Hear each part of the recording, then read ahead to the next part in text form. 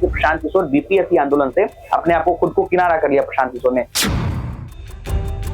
क्या पहले ही चुनाव में प्रशांत किशोर से गलती हुई? अब इस गलती की मैं बात इसलिए कर रहा हूं कि आपने कैसे कैंडिडेट का नाम अनाउंस किया जो खुद उस इलाके में वोटर नहीं थे। प्रशांत किशोर की पार्टी बनने के साथ ही बिखरना शुरू हो गई है। जनसुराज मुनाजिर हसन थोड़ी ना है। क्या पवन सिंह को अपने साथ आप लोग जोड़ेंगे, उसको लेकर के कोई प्लानिंग है? नमस्कार, बिहार तक देख रहे हैं आप और मैं हूं आपके साथ अनिकेत कुमार। बिहार तक के इस महारथी एपिसोड में आज हमारे साथ मौजूद हैं जनसुराज के सूत्रधार प्रशांत किशोर। प्रशांत किशोर जी से आज कई मुद्दों पे बातचीत होगी, आमतौर पे बातचीत होती रहती है, लेकिन आज पुरानी बातों से लेकर के अभी तक और फ्यूचर को लेकर के भी कई सारी राजनीतिक मुद्दों पर बातचीत होगी। प्रशांत जी, सबसे पहले तो आपका बहुत बहुत शुक्रिया, आपने महारथी के इस एपिसोड के लिए बिहार तक को समय दिया। कैसी तबीयत है अब आपकी, क्योंकि आप बीच में बीमार चल रहे थे? नहीं, तबीयत ठीक है। वो तो जब मैं अनशन कर रहा था तो 4-5 दिन के हॉस्पिटल में था, बाकी अभी तो बिल्कुल तबीयत ठीक। आपने आश्रम शुरू किया है, आपके आश्रम में ही बैठा हूं मैं, आपके आश्रम में ही है, लगातार पिछले कई दिनों से आप आश्रम में हैं। ये आश्रम कैसा चल रहा है और इसका कॉन्सेप्ट क्या है आश्रम का? नहीं, कॉन्सेप्ट ये है कि जो मैंने 14 दिन के अपने अनशन के दौरान अनुभव किया कि बिहार में सत्य और न्याय आधारित व्यवस्था बने, इसके लिए जरूरी है कि बहुत बड़ी संख्या में यहाँ के युवा, यहाँ के समाज के अलग अलग वर्ग के लोग सत्याग्रह के रास्ते को समझें, उसकी ताकत को समझें और कहीं ना कहीं बिहार में नई व्यवस्था बनाने के लिए अपना कंधा लगा सके। और लोगों ने एक बड़ी संख्या में सुझाव दिया कि जो बात आप कर रहे हैं, प्रयास कर रहे हैं, इसमें बहुत सारे युवाओं को प्रशिक्षित किया जाए, उनको बताया जाए, ताकि गांव-गांव ये प्रशांत किशोर तो हर जगह पहुंच नहीं सकते हैं। मैं अपनी ओर से तो 2-2.5 साल से पैदल चल ही रहा हूं, लोगों को समझा रहा हूं, बता रहा हूं, लेकिन सामान्य मत ये था कि बहुत बड़ी संख्या में आपको ऐसे बच्चों को तैयार करने की जरूरत है जो जाकर इस बात की महत्ता को जाकर घर घर समझाएं। इसलिए आश्रम का एक जो लक्ष्य है वो ये है कि बिहार से 1 लाख ऐसे बच्चों को जो जनसुराज को जानते हैं, प्रशांत किशोर को जानते हैं या इसके प्रति थोड़ी आस्था रखते हैं, उनको यहाँ बुलाया जाए और उनको 3 दिन का एक प्रशिक्षण दिया जाए, ताकि वो सत्याग्रह के सिपाही के तौर पर बनकर अपने समाज में जाएं, अपने गांव में जाएं और ये सुनिश्चित करें कि जब अगली बार वोट हो तो समाज के वर्ग, समाज में लोग जाति पर नहीं, धर्म पर नहीं, नाली गली पर नहीं, 500 रुपए पर अपना वोट ना दें। वो वोट अपने बच्चों के भविष्य के लिए दें, उनके पढ़ाई के लिए दें, रोजगार के लिए दें, भ्रष्टाचार खत्म करने के लिए दें, क्योंकि यही तो वो समस्याएं हैं जिससे लोग परेशान हैं। 5 साल तक लोग इससे परेशान रहते हैं, फिर वोट होता है, उस दिन 5 दिन के जातीय उन्माद में धार्मिक हिंदू मुस्लिम मंदिर मस्जिद के चक्कर में वोट दे देते हैं, फिर 5 साल तक उनके बच्चे मारे मारे फिरते हैं, उनके बच्चों को यहाँ रोड पर मारा जाता है, उन पेपर लीक होता है, बच्चों को रोजगार नहीं होता है, पढ़ाई नहीं है, शिक्षा नहीं है, स्वास्थ्य नहीं है। तो इन मुद्दों पर लोगों को फिर से अभी से लेकर चुनाव तक 8-10 महीने का जो समय है, लोगों को बताया जाए, समझाया जाए और उनको ये समझाया जाए कि सिर्फ बात करने से नहीं होगा। जिस दिन वोट होता है उस पर उसी अनुसार अगर आप वोट करेंगे, अच्छे लोगों को चुनेंगे, तभी अच्छी व्यवस्था बन सकती है। शान जी, 2 साल पहले आपने पदयात्रा शुरू की, उस वक्त आप काफी चर्चे में चर्चा, हम लोग तो आपकी पहचान काफी पहले से है, लेकिन पिछले कुछ दिनों में जो आपकी एक्टिविटी रही, आंदोलन, आमरण अनशन, इसको लेकर के आपकी खूब सराहना भी हुई। बहुत सारे, एक तबका ऐसा है जिसने आपका बहुत सराहना भी किया, एक तबका ऐसा है जिसने आपके ऊपर बहुत सारे आरोप भी लगाए। उसको कैसे देखते हैं आप? नहीं, जब आप सामाजिक राजनीतिक जीवन में हैं तो स्वाभाविक है कुछ लोग अगर आपके काम की सराहना करेंगे तो कुछ लोग शिकायत भी करेंगे। ऐसा तो हो नहीं सकता है कि समाज में 100% लोग आपकी बात मान लें। लोगों ने जब गांधी को नहीं माना, लोगों ने नेहरू, पटेल, बाबा साहब को नहीं माना, तो ऐसा प्रशांत किशोर की क्या औकात है? लेकिन ये तो सच्चाई है लोकतंत्र की। हर आदमी को मेरे से सहमत हो, हर व्यक्ति हमारे अनुसार सहमत हो जाए, ये जरूरी भी नहीं है और होना भी नहीं चाहिए। जैसे अभी आपने ये आश्रम शुरू किया, इसको लेकर के बहुत सारे लोग आपकी सराहना कर रहे हैं कि प्रशांत किशोर अब सिर्फ बीपीएससी अभ्यर्थियों की नहीं बल्कि पूरे बिहार के छात्रों की बात करें, पूरे बिहार की समस्या की बात कर रहे हैं। यहाँ पर सभी लोग आ रहे हैं, लेकिन वही कुछ लोग ऐसा आरोप लगा रहे हैं कि प्रशांत किशोर बीपीएससी आंदोलन से अपने आप को खुद को किनारा कर लिया प्रशांत किशोर ने इस आश्रम के माध्यम से। नहीं, किनारा करने की बात क्या है? अभी कोर्ट में केस कौन लड़ रहा है? बीपीएससी, पहले आप ये समझिए, मैं सिर्फ हल्ला करने के लिए हल्ला नहीं करता हूँ। मैं जब बीपीएससी अभ्यर्थियों के मामले से जुड़ा हूँ तो उसके बाद से किसी भी बीपीएससी अभ्यर्थी पर कोई एफआईआर हुआ तो उसको कौन मदद कर रहा है? कोर्ट में इसको कौन, मामले पर कौन लड़ रहा है? 14 दिन आमरण अनशन पर कौन बैठा? गवर्नर से मीटिंग किसने कराई? मुख्य सचिव से डेलीगेशन की वार्ता किसने कराई? आज चाहे वो चिराग पासवान हो, राहुल गांधी हो, हर व्यक्ति कैसे इसकी चर्चा कर रहा है। मैंने अनशन कब खत्म किया? अनशन मैंने उस दिन खत्म किया जिस दिन कोर्ट ने 2 महत्वपूर्ण निर्णय दिए जिस पर लोग ध्यान नहीं दे रहे हैं। कोर्ट ने पहली बार सरकार को यह मजबूर किया, आदेश किया कि जो बच्चों ने जो बात उठाई है अनियमितता को लेकर, उस पर बिंदुवार जवाब आपको 31 तारीख तक देना है। अभी तक तब तक सरकार ये कह रही थी कि ये तो बच्चे कह रहे हैं, इनके कहने से क्या होता है, कोई अनियमितता नहीं हुई है तो प्रूफ दिखाइए, हम क्यों जवाब देंगे। 16 तारीख को कोर्ट ने अपने आदेश में बीपीएससी को और सरकार को कहा कि इन बिंदुओं पर जवाब दीजिए। दूसरा बात कोर्ट ने यह कह दिया कि जो भी रिजल्ट आएगा उसका कोई मायना नहीं है, जब तक कोर्ट निर्णय नहीं लेता है तब तक रिजल्ट की कोई का महत्व नहीं है। जब ये दोनों बात हो गई तभी मैंने अनशन तोड़ा है 4 बजे 16 तारीख को। ऐसा नहीं है कि उससे पहले भी लोगों का दबाव था, मैं बीमार भी पड़ गया, हॉस्पिटल भी चला गया, लेकिन मैंने अनशन नहीं खत्म किया। अनशन उस दिन खत्म किया जब न्यायालय में एक प्रक्रिया की शुरुआत हो गई, एक समयबद्ध निर्णय आने की संभावना बन गई कि 31 तारीख को हम लोग की उम्मीद है कि 31 तारीख या संभव 10 दिन 20 दिन जो भी न्यायालय का तो मामला है, निर्णय आएगा। जब वो सफलता एक तरह से आंशिक ही सही लेकिन मिल गई, कम से कम रास्ता ठीक है, तो मैं क्या करूंगा? मैं बैठ के धरने पे तो बैठूंगा नहीं। व्यापकता में जिन समाज के बीपीएससी अभ्यर्थियों के साथ अन्याय हुआ है, लेकिन यहाँ डोमिसाइल को लेकर उतना ही बड़ा मुद्दा है। जितने मुझसे बीपीएससी अभ्यर्थी मिलने आए उससे ज्यादा संख्या में बच्चे आ रहे हैं ये कहने के लिए भैया डोमिसाइल का आवाज लगाई। डोमिसाइल को लेकर के भी क्या कुछ बड़ा आंदोलन? बिल्कुल भाई, हर चीज के लिए लेकर अलग आंदोलन की बात नहीं है। मुझे आंगनवाड़ी वर्कर भी मिलने आ रही हैं, मुझे टेक्निकल सेवा में जो इंजीनियरिंग के छात्र हैं उनका बीपीएससी से जो शिकायत है वो भी आ रही है, क्योंकि यहाँ तो समाज का हर वर्ग यहाँ किसी न किसी से द्वारा ठगा गया है या ठगा महसूस करता है। इसी के लिए तो ये सत्याग्रह का बड़ा फॉर्मेट शुरू किया गया है कि जिस किसी के साथ भी गलती हुआ है समूह के तौर पे वो आए, अपनी बात रखे, और हम लोग कानून के दायरे में रह के उन लोगों की बात को बढ़ाएं, बताएं। जैसे मैं आपको बताऊं, आज से 4-5 दिन पहले मुस्लिम समाज के लोग आए, चर्चा हुई, ये पता चला कि सैकड़ों ऐसे मुस्लिम युवा हैं जो पिछले 4 साल 5 साल से जेल में यहाँ बिहार में बंद हैं, उनको न्याय दिलाने वाला कोई नहीं है। परिवार वाले डर के मारे आवाज भी नहीं उठा रहे। उनके लिए मैंने घोषणा करी है कि अगर आप इसलिए जेल में डाल दिए गए हैं क्योंकि आप अल्पसंख्यक समाज के हैं, आप मुसलमान हैं और आपके बच्चों पर कोई गलत धारा लगाकर आपको जेल में डाल दिया गया है, आप आइए, आपके बच्चे का केस भी हम लोग लड़ेंगे, आपको हर संभव मदद भी करेंगे, मीडिया के सामने हाईलाइट भी करेंगे कि आपके साथ। अकेला प्रशांत किशोर कितने लोगों के लिए कोर्ट में? सुन तो लीजिए भाई, अकेला प्रशांत किशोर नहीं रहे, इसीलिए तो ये आश्रम बना दिया। इसमें हजारों लोग आ रहे हैं। इसमें कल से पिछले 5 दिनों में कम से कम 100 से ज्यादा वकील आए होंगे, कितने डॉक्टर आए, उनका समूह बनाया जा रहा है। उनसे पूछा जाए भाई कि चलो तुम्हें कानूनी मदद की जरूरत है, तो इनमें से लोग कह रहे हैं कि नहीं भैया आपने शुरू किया, हम लोग मदद करेंगे। कल रात में यहाँ पर हम लोग 12 बजे तक बैठे हुए थे। क्यों? दलित समाज के लोग आए, अनुसूचित जाति समाज के यंग लड़के आए। उन्होंने ये कहा कि भैया आपने ये बात जो अल्पसंख्यकों के लिए कही है, उससे ज्यादा जेल में आज बंद तो एससी समाज के लोग हैं। एससी समाज जो लिकर की एक पॉलिसी है उसमें हजारों की संख्या में दलित अति पिछड़े समाज के लोग हैं जो कि शराबबंदी के नाम पर जेल में बंद कर दिए गए, अंडर ट्रायल है, जिनका बेल कितने का हो गया, बेलर नहीं मिलने की वजह से वापस नहीं आ रहे। तो ऐसे ही तो जागरूकता आती है। अगर हमने बात कही मुसलमानों के लिए, लेकिन एससी समाज के लोग कल आए थे, हमने कहा नहीं बिल्कुल इसको शुरू किया जाए। आप बताइए कि कौन एससी समाज के कितने लोग हैं जो जेलों में बंद हैं, जिनके साथ सरकार और व्यवस्था से अन्याय हो रहा है। ये सत्याग्रह का पूरा प्रयास क्या है कि लोगों को ये बल मिले, उनको ये ताकत हो कि नहीं कोई उनकी आवाज उठा सकता है। कोई का मतलब सिर्फ प्रशांत किशोर नहीं है, और ये आश्रम इसलिए भी है कि जो लोग ऐसे लोगों की मदद करना चाहते हैं वो भी यहाँ आ रहे हैं।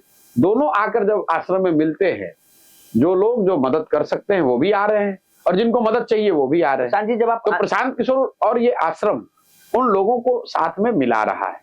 वो वकील भी आ रहे हैं जो कानूनी सलाह दे सकते हैं, मदद दे सकते हैं, और वो बच्चे और वो समाज के वो वर्ग भी आ रहे हैं जिनके साथ कानूनी तौर पर अन्याय हुआ है। प्रशांत जी, जब आप आंदोलन पे बैठे थे तो कुछ राजनीतिक पार्टियां के जो नेता है, पार्टियों के जो नेता, वो ये कह रहे थे कि प्रशांत किशोर राजनीति कर रहे हैं। और एक मशहूर शिक्षक खान सर हैं, उन्होंने आपको लेकर के एक अच्छी बात कही। उन्होंने कहा कि ठीक है वो राजनीति कर रहे हैं, तो बाकी नेता क्या कहाँ हैं? अरे भाई, हम तो रोज कह रहे हैं कि हम राजनीति कर रहे हैं। राजनीति ही तो करने आए हैं, लेकिन राजनीति की परिभाषा क्या है? राजनीति की परिभाषा ये थोड़ी ना है कि हम एमएलए बनने आए हैं। राजनीति की परिभाषा ये थोड़ी है कि हम एमएलए मंत्री बन के बालू और शराब के माफिया हो जाएं, पैसा कमा लें। वो तो है मेरे पास सब।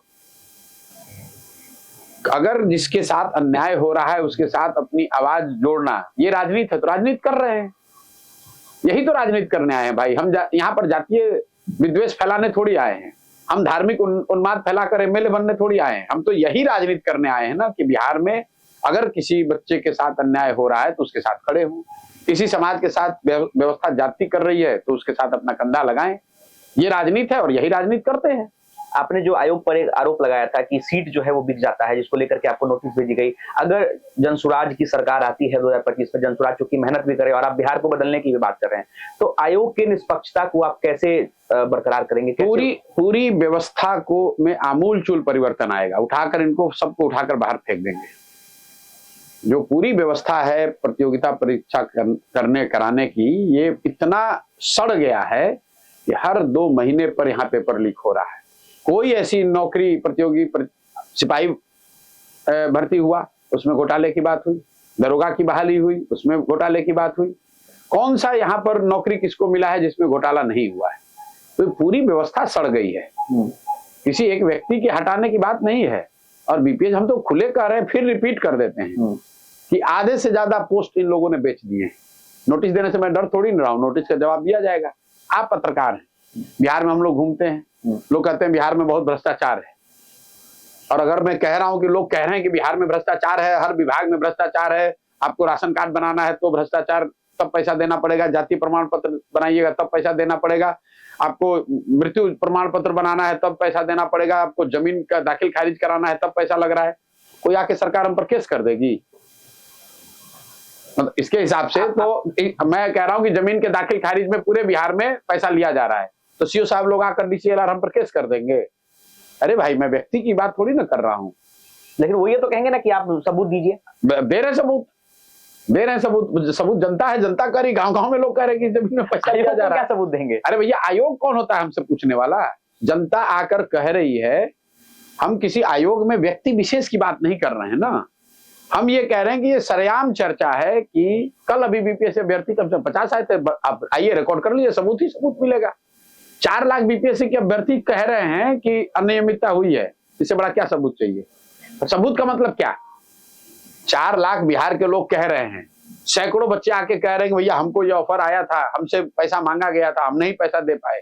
ये सबूत है, ये सबूत है। सैकड़ों लड़के हैं। अब आप वो लड़के को ले आइए, तो लड़के को ले आइए ताकि आप उसको एफआईआर कर दीजिए। अरे भाई, गजब हाल है। समाज में आप लोग जाते हैं, पत्रकारिता करते हैं, बताते हैं कि इस योजना में घोटाले की बात कर रहे हैं, कोई आप सबूत के आधार पर थोड़ी ना कहते हैं। जो सुनते हैं, आप न्यायालय नहीं है ना, हम और आप न्यायालय नहीं है। जो सरेआम चर्चा है कि भाई पुल टूटा है, इसमें बड़ा भ्रष्टाचार हुआ है, तो आप बोलिएगा कि लोग कह रहे हैं कि पुल में भ्रष्टाचार हुआ है इसलिए पुल टूटा है। अब सरकार आके ये कहे कि आप बताइए कि इसमें सीमेंट लगा है कि नहीं, इसका सबूत दीजिए। अरे भाई, तुम लूटोगे भी तुम ही और सबूत भी तुम ही मांगोगे, पैसा भी तुम ही कमाओगे, दोष भी तुम ही लगाओगे। अभी जो आपने एक बात कही कि हम पूरी व्यवस्था को बदल देंगे, सबको उठा के फेंक देंगे, नहीं, सबको प्लान होगा ना कि सबको जगह पे क्या लाएंगे? पूरी जो प्रतियोगिता परीक्षा कराने की पद्धति है, जैसे आप बेसिक बात समझिए, पहले बीपीएससी का चेयरमैन कौन होता था? जो समाज के सबसे मानिंद लोग होते थे, जिनका कैरेक्टर एकदम फ्लॉलेस है, जिन्होंने पूरे जीवन कुछ किया है, विद्वान हैं, उनको बीपीएससी का चेयरमैन बनाया जाता था। अब आप चेयरमैन किसको बना रहे हैं? जिस अधिकारी को पर जीवन पर्यंत दसियों केस हैं घोटाले के, भ्रष्टाचार के, उसको आप बना दिया आपने मुखिया। तो अगर आप मुखिया ही गलत बनाओगे तो व्यवस्था तो खराब होगी। चोर के हाथ में तिजोरी का चाबी दीजिएगा तो चोरी नहीं करेगा, तो आपकी मदद करेगा। मतलब आपने उसके जगह पे ये तो आप बात समझिए। बीपीएससी की जो एक तो है कि उसकी नियमावली, कार्यशैली, कार्य पद्धति वो है, लेकिन किसी भी व्यवस्था को सबसे महत्वपूर्ण व्यक्ति है कि उस व्यवस्था को चला कौन रहा है। उस व्यवस्था को चला कौन रहा है? अगर चलाने वाले लोग ही गलत चुने गए हैं, गलत इसलिए चुने गए हैं क्योंकि जिन लोगों ने चुना वो चाहते हैं कि ऐसा आदमी रहे जो कि हमारी बात माने, हम जिससे पैसा लें, या हमारे जाति का कोई आदमी हो, हमारा कार्यकर्ता हो, हमारा समर्थक हो, उसको नौकरी दे दे। तो जब आप गलत लोगों को किसी संस्था का प्रमुख बनाएंगे तो संस्था का डिग्रेडेशन होना ही होना है। जब मैं आपको कह रहा हूं कि उनको उठाकर फेंक देंगे, इसका मतलब यह है कि जो परिपाटी बन गई है इन संस्थाओं को में नियुक्तियों की, इन संस्थाओं को चलाने वाले लोगों के सिलेक्शन की, उसको बदलने की जरूरत है। अच्छा आदमी बीपीएससी का चेयरमैन बन जाएगा, अच्छा आदमी उसको चलाने वाला बन जाएगा, अपने आप व्यवस्था दुरुस्त हो जाएगी। प्रशांत जी, अब चूंकि अब हम सभी लोग चुनावी साल में हैं और आपकी पार्टी भी बन चुकी है, पार्टी बने भी कई महीने हो गए, प्रशांत किशोर का नाम एक बड़े राजनीतिक रणनीतिकार के रूप में आता है, लेकिन क्या पहले ही चुनाव में प्रशांत किशोर से गलती हुई? अब इस गलती की मैं बात इसलिए कर रहा हूँ कि आपने कैसे कैंडिडेट का नाम अनाउंस किया जो खुद उस इलाके में वोटर नहीं थे। देखिए ये क्या है, कैंडिडेट बदलने पर मैं आपको बताऊं, इलाके में ये तो कहीं ना कहीं व्यवस्था का में जो कमियां हैं वो उसको उजागर करता है कि आप जिस जगह के लड़के हैं वहां पर आप वोटर लिस्ट, और आप नौकरी करते हैं, बाहर रहे हैं, आपका वोटर लिस्ट में नाम नहीं है तो इसलिए आप वहां चुनाव नहीं लड़ सकते। नाम है, उस विधानसभा में नहीं है। खैर वो जो भी बात है, मैं पिछले 2-2.5 साल से कह रहा हूं, आप कह रहे हैं कि आप रणनीति बनाते हैं, तो मैं बिहार को सुधारने की रणनीति बना रहा हूं। चुनाव लड़ना जीतना उसका एक पहलू है। प्रशांत किशोर के, जनसुराज के चुनाव जीतने से बिहार नहीं सुधरेगा। बिहार तब सुधरेगा जब अच्छे लोग जनसुराज से जीत कर आए। चुनाव जीतना कठिन है, लेकिन चुनाव अच्छे लोगों के साथ जीता जाए, योजना जिनके पास बिहार को सुधारने की योजना हो, कैरेक्टर हो, चरित्र हो, जज्बा हो, तब बिहार सुधरेगा। ऐसा नहीं है कि जदयू हट के जनसुराज आ जाएगा तो बिहार सुधर जाएगा। बिहार तब सुधरेगा जब नई व्यवस्था को चलाने वाले वो लोग हों जिनमें वो समझ हो, जिनमें वो जज्बा हो, चरित्र हो कि नहीं, हम बिहार से कुछ लूटने नहीं आए हैं, कुछ देने आए हैं, हम कुछ करने आए हैं, यहाँ के लोगों को लूटने नहीं आए हैं, यहाँ की व्यवस्था को सुधारने के लिए कुछ देना चाहते हैं। ऐसे लोग जीत कर आएंगे तो सुधार होगा। लेकिन एक चर्चा ये भी होने लगी है कि प्रशांत किशोर की पार्टी बनने के साथ ही बिखरना शुरू हो गई है। 2 बड़े नेता जो कि ऐसी चर्चाएं हैं कि आपके पार्टी से वो नाराज हैं, मुनाजिर हसन और देवेंद्र यादव की मैं बात कर रहा हूँ। कौन कह रहा है? मुनाजिर हसन ने तो कई बार कैमरे पर भी अपनी नाराजगी को जाहिर किया। भाई ऐसा है कि जनसुराज मुनाजिर हसन थोड़ी ना है। जो पूरी जनसुराज की व्यवस्था है, 1 करोड़ बिहार के लोगों ने इसको मिलकर बनाया है। ऐसा तो है नहीं कि 10 लोग, चाहे वो मुनाजिर जी हो या प्रशांत किशोर के 10 लोग बैठे, इन्होंने पार्टी बनाया और आप कहने लगे कि अच्छा 10 में 2 लोग चले गए। जिन लोगों ने जनसुराज को बनाया है वो तो कोई छोड़कर नहीं जा रहा है। वो संख्या तो दिनों दिन बढ़ रही है। जब आपके साथ जुड़े थे तो आपने बात कहा था कि इनके ऊपर कंधों पे बड़ी जिम्मेदारी होगी। हाँ तो है, हमारी है। पार्टी को तो पार्टी के लोग चला रहे हैं। 151 सदस्यीय कोर कमेटी चला रही है, कोई एक व्यक्ति थोड़ी नहीं चला रहा है। इस पार्टी से मुनाजिर हसन और देवेंद्र यादव के निकलने से क्या नुकसान? कौन कह रहा है कि निकला है? क्यों गलत बयानी क्यों कर रहे हैं? कौन कह रहा है कि निकला है? हमारे पास तो कोई इस्तीफा नहीं आया किसी का। लेकिन अब वो किसी कार्यक्रम में साथ दिख नहीं किसने कहा साथ नहीं दिख रहा है? मुनाजिर हसन आपको किसने कहा कि नहीं दिख रहे हैं? नहीं, मैंने खुद देखा। जब उनकी जरूरत होगी तो उनको बुलाया जाएगा। आंदोलन चल रहा था, इतना बड़ा भाई आपका ऐसा है कि आंदोलन में कितने पदाधिकारी आपको दिखे? कितने पदाधिकारी आपको दिखे? देवेंद्र जी के घर में कुछ 2 ट्रेजेडी हुई है जिसकी वजह से नहीं थे। वो इस कैंप में भी अभी परसों 3 दिन पहले भी आए हुए थे, यहीं पर कैंप में थे। अब यहाँ जो मिलने आ रहा है वो आज तक को बताकर थोड़ी ना आएगा बिहार तक को। देवेंद्र जी अभी यहाँ पर 2 दिन पहले मिलकर यहाँ से। मुनाजिर हसन ने कैमरे पर एक शिकायत जरूर की है। अरे भाई, मुनाजिर हसन जनसुराज थोड़ी ना है। आपके लिए बहुत बड़े चेहरा होंगे। मुनाजिर हसन भी एक नेता है, उनका सम्मान है, पार्टी में है। जब नहीं होंगे तो नहीं होंगे। आप तो ऐसा बता रहे हैं जैसे कि जनसुराज चल रहा है। उन्होंने एक बात कही कि पार्टी में प्रोफेशनल लोगों का कब्जा। बिल्कुल प्रोफेशनल लोग रहेंगे। पार्टी चलने बनने की जो प्रक्रिया है, फिर मैं आपको दोहरा देता हूं, इसको किसी एक व्यक्ति ने नहीं बनाया है। इसको बिहार के उन सारे लोगों ने मिलकर बनाया है जो बिहार में एक नई व्यवस्था चाहते हैं, नया विकल्प चाहते हैं। उसमें कुछ पुराने साथी भी आए हैं। अब स्वाभाविक है कि जो पुराने लोग हैं उनका एक अपना काम करने का तरीका है, अनुभव है। कुछ लोग इसमें एडजस्ट करेंगे, कुछ नहीं कर पाएंगे। आपके लिए भी एक बड़ी चुनौती होगी। कोई चुनौती नहीं है। नए लोगों को और पुराने लोगों को कोई चुनौती नहीं है। मुनाजिर हसन जी जिस जिले से आते हैं उस जिले में जाकर देखिए कि जनसुराज की लोगों की संख्या, पदाधिकारियों की संख्या बढ़ रही है कि घट रही है। मुनाजिर जी जिस तबके से आते हैं, जिस मुसलमान समाज से आते हैं, मुसलमान समाज की संख्या, जनसुराज से जुड़ने वालों की संख्या बढ़ रही है कि घट रही है, वो देख लीजिए। व्यक्ति महत्वपूर्ण नहीं है ना, विचार महत्वपूर्ण है, ये प्रयास महत्वपूर्ण है, सबका स्वागत है। प्रशांत जी, आप जहां लड़ाई लड़ने उतरे हैं बिहार में, यहाँ पर पिछले 30-35 साल से अगर देखा जाए तो दो गठबंधन की सरकार में रही है, कैसे सामना करेंगे आप महागठबंधन और एनडीए दोनों? सामना प्रशांत किशोर को नहीं करना है, सामना बिहार के उन लोगों को करना है जो बिहार में इस व्यवस्था से, इन दोनों गठबंधनों से उब चुके हैं। सामना उन लोगों को करना है जिनके बच्चे यहाँ पढ़ाई नहीं कर पा रहे हैं। सामना उन लोगों को करना है जिनके बच्चों को इस ठंड में दौड़ाकर मारा गया। ये नहीं पूछा गया कि तुम किस जाति के हो, किस धर्म के हो, किस दल को वोट दिए हो, सबको दौड़ाकर मारा गया है। इसके बावजूद अगर लोग उन्हीं गठबंधनों को, उन्हीं दलों को वोट देना चाहते हैं, तो जो लोग अपने बच्चों के दर्द से अगर नहीं प्रभावित होते हैं, तो फिर प्रशांत किशोर की क्या विकास है? किस गठबंधन से लड़ाई होगी? कौन गठबंधन? एनडीए से, एनडीए भाजपा से। एनडीए में भी भाजपा से लड़ाई है। जेडीयू तो सरकार। अरे भाई, जेडीयू तो मुख्यमंत्री है। अरे भैया, 40 विधायक है, भाजपा कंधे पे रख के चुनाव लड़ते हैं। जदयू का क्या है? लड़ाई भाजपा से होगी, जेडीयू नहीं रहेगी चुनाव में। नहीं, जदयू तो रहेगी ही, लेकिन ताकत जिसकी है जमीन पर, राजनीतिक सामाजिक ताकत, संगठन, संसाधन, वो तो भाजपा का है। जदयू वाले तो उसमें उस नाव पर बैठ के अपना पार लगते हैं। आपने जदयू अपने दम पर थोड़ी चुनाव लड़ सकती है। आपने एक बात कहा कि भाजपा से आपकी लड़ाई होगी, जेडीयू जो है एनडीए से लड़ाई होगी, क्योंकि वो बड़ा घटक दल है, रूलिंग पार्टी है। लोकसभा में भी 176 सीटों पर वो लोग आगे थे, और एनडीए में सबसे बड़ा दल, सबसे बड़ी ताकत जिसकी है वो भाजपा की है, इसलिए उनसे लड़ाई है सीधे। अच्छा, जेडीयू को लेकर के आपको क्या लगता है? क्योंकि कई बार जो है बीजेपी के कई नेताओं की तरफ से नीतीश कुमार के नेतृत्व को लेकर के कंफ्यूजन वाला बयान आया, तो क्या आपको लगता है कि भाई देखिए, ऐसा मैं आपको बता, कुछ नहीं तैयारी कर रहे हैं, ये दोनों लोग एक साथ ही चुनाव लड़ेंगे।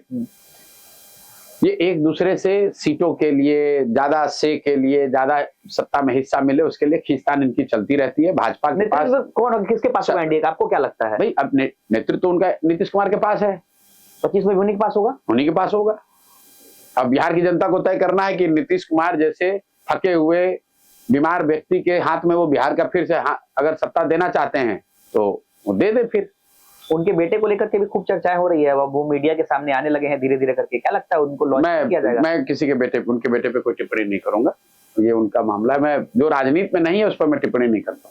प्रशांत जी, आप लगातार इस आंदोलन में हैं, बिहार के कई सारे युवा नेता भी हैं जो कि बिहार के युवाओं की बात करते हैं, क्या वो चिराग पासवान हो, तेजस्वी यादव हो, क्या आपको लगता है कि इस आंदोलन में उन्होंने उन युवाओं का पूरी तरीके से साथ नहीं दिया जो चुनाव के वक्त वो वादे करते हैं? नहीं, तेजस्वी यादव ने तो बिल्कुल नहीं दिया। आप विपक्ष के नेता हैं, आपकी सबसे बड़ी जिम्मेवारी थी, आपको सबसे पहले आगे खड़ा होना चाहिए था। प्रशांत किशोर की जरूरत ही क्यों है?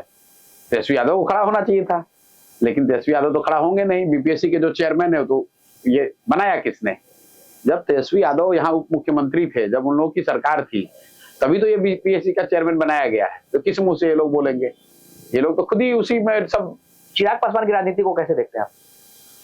चिराग पासवान सुलझे हुए व्यक्ति हैं, और बिहार में जाति और धर्म की राजनीति जहां तक मैं समझता हूं नहीं करते हैं। उनका अपना काम करने का तरीका है।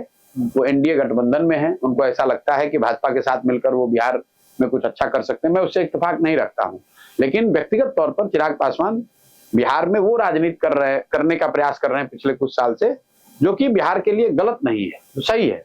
यहाँ सिर्फ जाति और भाजपा का डर और लालू का डर दिखाने के आगे की बात करने की जरूरत है, विकास की बात करने की जरूरत है। बिहार भी, पटना भी बेंगलोर, हैदराबाद कैसे बने उसको बात करने की बात है। हम लोग यहाँ पलायन कैसे रुके उसकी बात करने की जरूरत है। सिर्फ ये कहना कि लालू जी के राज में यहाँ बिजली नहीं था, बिजली ला दिया था, अरे भाई उसके नाम पे कितना दिन वोट लोगे? 18-19 साल हो गया। लालू जी का राज बहुत खराब था, मेरा राज कम खराब है, इसलिए हमें वोट देते रहो। इस राजनीति से अब आगे बढ़ने की जरूरत है। और राजद की तो कोई राजनीति नहीं, राजद वाले तो खाली जाति और सिर्फ जाति की बात करते हैं। अंत में 2-3 छोटे-छोटे सवाल हैं। आप अपनी पार्टी में वैसे लोगों को तरजीह देते हैं जो कि जिनकी पहचान हो, मतलब पहचान हो लेकिन क्षेत्र में उन्होंने अपने अच्छा काम किया हो, जिनको लोग खोज रहे हो, युवा चेहरा हो, मतलब ज्यादातर आपने ऐसे देखे हैं। पवन सिंह जो कि आपने देखा होगा, निर्दलीय उन्होंने चुनाव लड़ा था और वो 2nd नंबर पे आए थे। उपेंद्र कुशवाहा एनडीए के जो उम्मीदवार थे वो पीछे हो गए। क्या पवन सिंह को अपने साथ आप लोग जोड़ेंगे? उसको लेकर के कोई प्लानिंग है? नहीं, हमारी कोई बात नहीं हुई है ना, उस संदर्भ में मैं कोई टिप्पणी कर सकता हूं। पत्नी भी चुनाव लड़ने को लेकर के इच्छुक है, उन्होंने भी नहीं कर दिया। देखिए, लोग बाग आके मिलते रहते हैं। पवन सिंह भी कभी फोन पर उन्होंने बात करी होगी, उनकी पत्नी भी आकर मिली हैं, लेकिन ऐसा अभी कोई मिली थी तो क्या बातचीत हुआ था? कोई नहीं, बस वो उन्होंने अपनी शुभकामना व्यक्त की कि आप अच्छा प्रयास कर रहे हैं, मैंने अपनी ओर से उनको शुभकामना दे दी। कोई हमारे यहाँ अभी ऐसी कोई बात नहीं है कि वो लोग साथ में जुड़ रहे हैं या आ रहे हैं। उनकी अपनी सोच है, वो क्या करते हैं नहीं करते हैं उनका निर्णय। आखिरी सवाल नीतीश कुमार से लेकर के, नीतीश कुमार के हालिया दिनों में एक बयान आए थे कपड़े को लेकर के, आपने सुना होगा। भाई नीतीश कुमार का बयान पिछले 2 साल में ऐसे उलूल जुलूल बातों पर ही आता है।